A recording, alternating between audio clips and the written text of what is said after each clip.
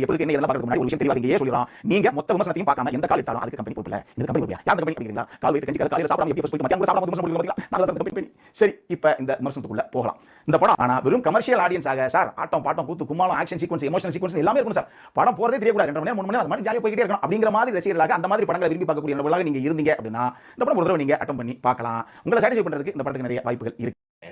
நாம இன்னைக்கு இந்த படத்தை போய் பார்த்தோம்னு பார்த்தீங்கன்னா GOAT GOAT the greatest of all time. இந்த படத்தில் பாசிட்டிவ்ஸ் ஃபஸ்ட்டு பார்த்துருவோம். பாசிட்டிவ்ஸ் பார்த்தீங்கன்னா நம்ம இளைய தளபதி, அதாவது குட்டி தளபதியோட ஆக்ஷன் வேறு லெவலில் இருந்தது.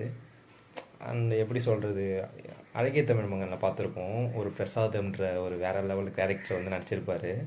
இந்த படத்துலேயும் வந்து அந்த கேரக்டர் வந்து வெல்குட்டாக ப்ளே பண்ணியிருக்கு.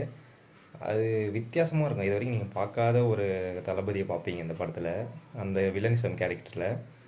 அப்புறம் அந்த படத்தோட மெயின் பாசிட்டிவ்ஸ் பார்த்தீங்கன்னா நிறைய செலிப்ரிட்டிஸ் இறக்கியிருக்காங்க அந்த படத்தில். அண்ட் ஸ்க்ரீன் ப்ளே கொஞ்சம் ஃபாஸ்ட்டாக இருக்குது. பார்த்த கதையாக இருந்தாலும் உங்களுக்கு வந்து ஸ்க்ரீன் ப்ளே கொஞ்சம் சுவாரஸ்யமாக போகிறதுனால இந்த படம் உங்களுக்கு எல்லாருக்கும் ரொம்ப பிடிக்கும்.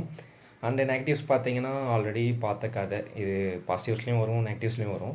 ஆல்ரெடி பார்த்த கதை தான். ஒரு அப்பா வந்து அவர் அப்பாவை பழிவாங்க துடிக்கும் ஒரு பையன் அப்படின்ற கதை தான் வந்து ஒன்லைன் ஸ்டோரி.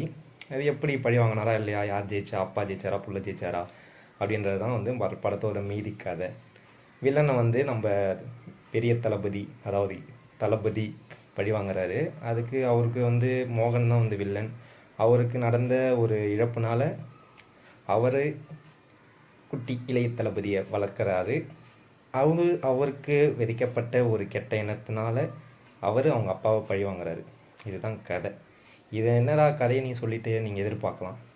நீங்களே ப்ரெடிக்ட் பண்ணுறீங்க, படத்தை பார்த்தீங்கனாலே ஈஸியாக ப்ரெடிக்ட் பண்ணுறீங்க. அதனால் நான் சொல்கிறதுல ஒன்றும் பெரிய ஸ்பாய்லர் ஆகிடாது. மற்றபடி நிறைய சர்ப்ரைசிங் ஃபேக்டர்ஸ் இருக்குது படத்தில். இது வந்து மெயின் ட்விஸ்ட்டெல்லாம் கிடையாது. இப்போ நான் சொன்னதெல்லாம் வந்து ஒரு மெயின் ட்விஸ்ட்டு ஸ்பாய்லர் ஃபேக்டர்லாம் கிடையவே கிடையாது. நீங்களே பார்ப்பீங்க படத்தில். மீதி பிரபுதேவா அண்டு பிரசாந்த் அண்டு நிறைய கேரக்டர்ஸ் இருக்குல்ல, நிறையா இருக்குது.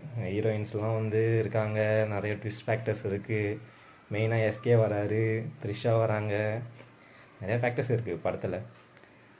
அண்டு இந்த படத்தை வந்து ஒரு கமர்ஷியலாக கண்டிப்பாக வந்து ஓகே சொல்லலாம். ஆனால் ஒரு இன்டெலெக்சுவலாக இருக்கும் அப்படின்னு நினச்சோம். ஆனால் கண்டிப்பாக இந்த படம் வந்து இன்டெலெக்சுவலாக எங்கேயுமே வந்து நம்மளை மிஸ்லீட் பண்ணுது. லீட் பண்ணல, ஆனால் மிஸ்லீட் பண்ணுது. ஏன்னா நம்ம வந்துட்டு ஒரு டைம் ட்ராவல் மாதிரி இருக்கும், ஒரு இன்டெலெக்சுவலாக யோசிக்கிற மாதிரி இருக்கும் அப்படின்னு நினச்சோம். ஆனால் இது ஒரு நார்மல் கமர்ஷியல் தளபதி மூவி மாதிரி தான் இருக்குது. எதிர்பார்த்த அளவுக்கு இல்லை, ஃபுல்ஃபில் பண்ணலனாலும் ரொம்ப வந்து மொக்கையெல்லாம் இல்லை, ஓகேன்ற அளவுக்கு ஒரு படம் இருக்குது. இந்த படத்துக்கான நம்ம ரேட்டிங் பார்த்திங்கன்னா 3.25 கொடுக்கலாம். ஏன்னா இந்த படத்துக்கு எக்ஸ்பெக்டேஷன் நாம் பார்த்தது 5 ஸ்டார் கொடுக்கணுன்ற அளவுக்கு எக்ஸ்பெக்டேஷன் வச்சுருந்தோம். ஆனால் இந்த படம் வந்து நம்மளோட எதிர்பார்ப்பை பூர்த்தி பண்ணதுனால நம்ம 3.25 மட்டும் கொடுக்குறோம் இந்த படத்துக்கு. ஓகே, நெக்ஸ்ட் ரிவ்யூவில் பார்ப்போம். பாய். மறக்காம சர்ப்ரைஸ் பண்ணுங்க. குடும்பம் இறந்து போய் அதுக்கு பழிவாங்க விஜயோட பையனை சின்ன வயசுலேயே நல்லா மேனிபுலேட் பண்ணி விஜய்க்கு எதிராகவே வளர்த்துறது. கதைக்களத்தை எடுத்துக்கிட்டீங்க அப்படின்னா இதெல்லாம் நம்ம புரட்சி தலைவர் எம்ஜிஆர் அவர்களுடைய காலத்துல இருந்தே கையாளப்பட்ட ஒரு கதைக்களம் தான். இந்த கதை புதுசா அப்படின்னு கேட்டீங்கன்னா அப்படிலாம் கிடையாது. இந்த மாதிரி இதே டெம்ப்ளேட்ல எக்கச்சக்கமான படங்கள் நம்ம வந்து அங்க பார்த்துட்டு தான் வந்திருக்கோம். ஒரு லைக் போட்டுருங்க, உங்க ஃப்ரெண்ட்ஸுக்கு ஷேர் பண்ண மறந்துடாதீங்க. சப்ஸ்கிரைப் செய்யவும். ஏதாவது குறைகள் இருந்தால் கமெண்டில் போடுங்க.